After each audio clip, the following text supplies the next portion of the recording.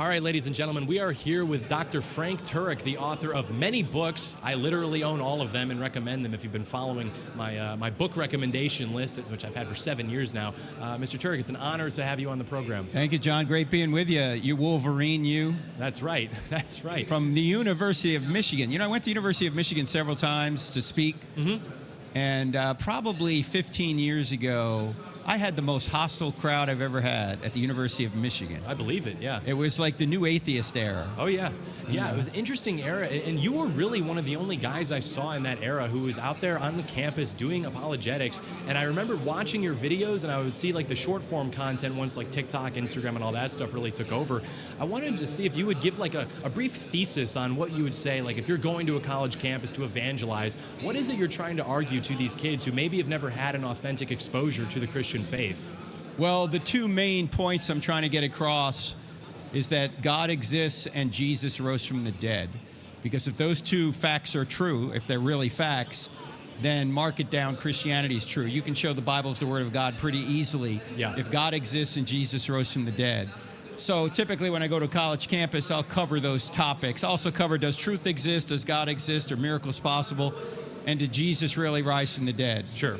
And once that's established, then the next question is, well, if Christianity was true, it looks like it is, would you become a Christian? And a lot of people will say no. Yeah. They don't want it to be true. It would expect something of them, and they don't feel compelled. Yeah, that's right. They want to be God over their own lives. They're not interested. Yeah. No, that's absolutely true. And I remember one of your books is titled, I Don't Have Enough Faith to Be an Atheist, which I remember that is a very good title considering, like we mentioned, the sort of new age atheism that we were seeing in the 2010s where you had all these characters recycling these, age-old arguments, trying to use science as a way of discrediting the existence of God, of Jesus Christ. And you title your book that way because if I recall correctly, you're basically arguing that to concede the principles of atheism being true would actually require more faith on the part of an individual actor than would just conceding the truth of Christianity. Is that more or less? Sure, if you're using the atheist definition of faith. The atheist definition of faith is you have no evidence. Yes. It's blind. You're just going to believe regardless of what the evidence says. That's not the biblical definition of faith. The biblical definition of faith is trusting in what you have good evidence to believe is true. Yes. Trusting in what you have good evidence to believe is true. So what we were saying in the book is that if you have a lot of evidence, you need a very little amount of faith, using the atheist definition. Sure. But if you don't have much evidence for your worldview, you need a lot of faith to be an atheist. And that's the point of the book. You have to have a lot more faith to be an atheist than a Christian because the evidence for Christianity is quite good. Yes. And if it's quite good, you don't need much faith to believe it. Yeah, that's absolutely true. I wanted to get your thoughts on what you're kind of experiencing. When you're walking into this event for the first time. Obviously, you were intimately involved with Charlie Kirk. You were there the day of the assassination. How are you feeling when you're walking into this event, seeing the outgrowth of his life's work? Well, Charlie was such a great leader, and he put so many great people around him that even in his absence, it could continue. Yes. And as you can see, it has continued. And Erica, the best decision Charlie ever made other than accepting Jesus was asking Erica to marry him. That's right. And he said, if anything ever happens to me, Erica should be the CEO, and she is. And you can see, despite the fact that she's taken a lot of grief for something she's never done, that people are trying to implicate her in some kind of murder plot, which is just bizarre and crazy and unfair and really slanderous. Yeah. She's still moving forward. And so this organization always puts on a great event because they're the best organization I think I've ever seen put on events. It's amazing how good these people are at tpusa. Yeah. So they're keeping it going. Look, Jesus, who had the most important mission in history, left it to 11 guys. And some of those guys were just illiterate fishermen. That's right. We've got a lot more than 11 here today. We've got thousands of people here today and thousands, millions more watching online. Yeah. So the movement can continue, and it will. Yeah, that's absolutely right. I mean, the attendance was reaching such a point that the fire marshal had to basically beg them to stop letting people in. Oh, sure. So Yeah. there were guys who went to go get a coffee and they came back, they couldn't get in because the event was at capacity, which, is great for the movement, maybe not so good for those guys. What are you going to do? But that's absolutely true. And you mentioned the Erica Kirk stuff. I've really been praying for that family throughout this holiday season because the holiday season is already stressful. Now you're adding on to that the fact that, you're planning an event the end of the year. Christmas is, a week away. Then, in addition to that, you're now dealing with a case where you have a widow with 2 young children, all of this stuff going on in her personal life where she's now trying to carry her family through these Christmas traditions with the asterisk being that their father's absent, her husband is absent. I mean, you're talking about like just an unbelievable set of challenges and obstacles for this one woman to be going through. And for all of that to just be buttressed by, these kinds of like vile online attacks simply for the entertainment of people who have no real skin in the game is truly like one of the most evil things I think I've ever seen, actually. I mean, I can see immoral behavior and understand it, if someone does something wrong because they had a moment of weakness.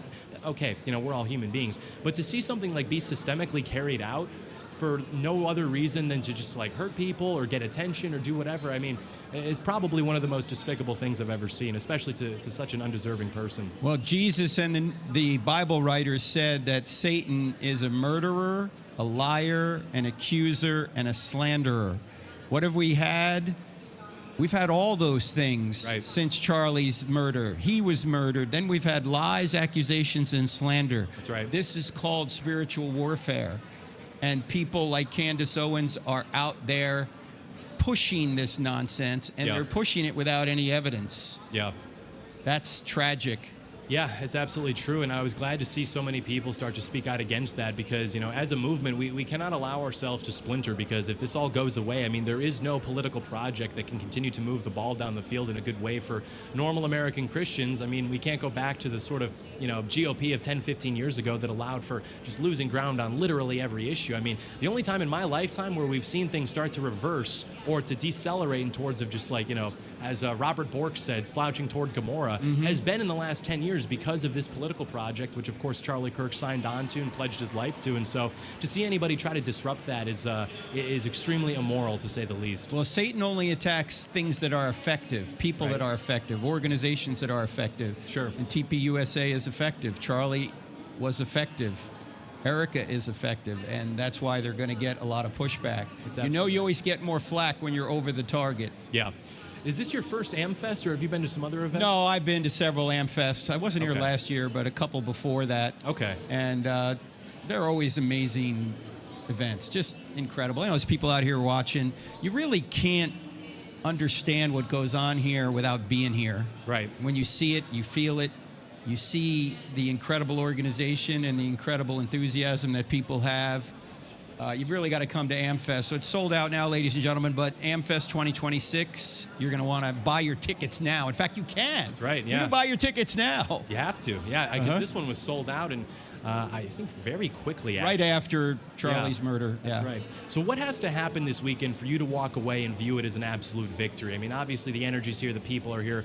Knowing that going into it anyway, what has to happen for you to leave and think, this was great, this was awesome, I can't wait for next Well, it's year? already happening. We've seen some great talks last night. We're going to have some more tonight and tomorrow. And, of course, J.D. Vance will be here on Sunday. I think the closest politician we have to Charlie Kirk would be J.D. Vance. That's right. Any politician that talks about Augustine's order of loves, he's got my vote. You remember when he did that in February? He went over to Europe and he said, you're going to lose your civilization if you don't understand Augustine's order of loves. What's Augustine's order of loves? That as Christians, your duty first is to take care of your family, then your church community, then your community, then your nation, then you can start taking care of the world. Yeah. If we invert that, and every nation's supposed to do that, by the way, take care of their own people. If we invert that, we're going to destroy the golden goose that serves the rest of the world. Yeah. So we have to make sure that when we're taking care of America first, not America only, but America first, we're doing that because it's the right thing to do. It's the biblical way of doing things. Sure. Yeah, and Charlie knew that very well, which is why, these reports are coming out that he more or less like installed J.D. Vance into the Trump administration. That was his guy because he was thinking, of course, in terms of 12-year timelines, like who is going to succeed Donald Trump, who's going to be the next president. And I agree with you. I think that J.D. Vance is probably the best figure that we have aside from Trump on the national stage. And I'm very excited to see what the future looks like insofar as that guy's involved in shaping it. Yeah, he is very smart, very wise. He's only 41 or 42 now. What is he? He's very young. Yeah, young guy, Yeah. very young guy. And so, yeah, it's going to be good to see. But I guess, do you have any other final thoughts before we let you go? Thoughts on the event or messages you're trying to promote or what's going on? Well, the main message I'm trying to promote when I go to a college campus, other than the fact that Christianity is true, is the message of grace. Because there's only two things you can get in the afterlife. You can either get justice or you can get grace. And I always ask audiences, is there anyone here that really wants justice from an infinitely just being? I don't want justice. If I got justice, I'd be toast. That's right. I want grace. And how do you get grace? Somebody else has to pay your bill. Jesus paid our bill by taking our punishment upon himself. And when we trust in him, we're not only forgiven, we're given his righteousness. So the ultimate message is grace. And then when we understand what grace is, then we can love other people, just like Erica can say, I'm going to forgive my husband's murderer because Jesus himself forgave me. That's right. So you can then have a heart that turns to people and says, I forgive you and I love you. Doesn't mean Tyler Robinson shouldn't be executed if he's convicted. He should. But grace is available to everyone. That's the ultimate message. That's the message that changes Christianity or differentiates Christianity from any other worldview. Not only is it true, every other worldview tries to achieve their salvation, when in reality, Christianity says you receive your salvation, it's free. Yeah. What would you say to people who are Christians who say that, we understand that Tyler Robinson assassinated Charlie Kirk, and that's wrong, but we as Christians cannot take it into our hands to carry out something like the death penalty. How can we claim to be pro-life if we're going to support something like the death penalty, the state-sanctioned execution of somebody, even if he is beyond reasonable doubt guilty? Because the Bible and God, through the Bible, gives the government the responsibility to execute criminals who deserve it. That's what Romans 13 is about when he says that the sword is given to the leader in order to punish wrongdoers. If you don't punish wrongdoers, you're not going to have a free society. You're not going to have a society where innocent people are taken care of.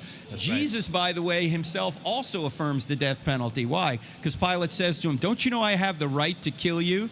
And Jesus doesn't say, no, you don't. Yeah. He says, yes, you do, but you get that right from above. That's right. So the death penalty, and by the way, the death penalty and abortion are two completely different things. In abortion, you're killing an innocent human being. The death penalty, you're killing a guilty human being, and that person's life is sacrificed because of the severe nature the severe crime that person committed by taking another innocent life. Yeah. So now Christians, of course, can say, well, I don't want the death penalty because I don't think it's going to be adjudicated properly. That's another question. Sure. But the government has the right given to it by God to use the death penalty in capital cases.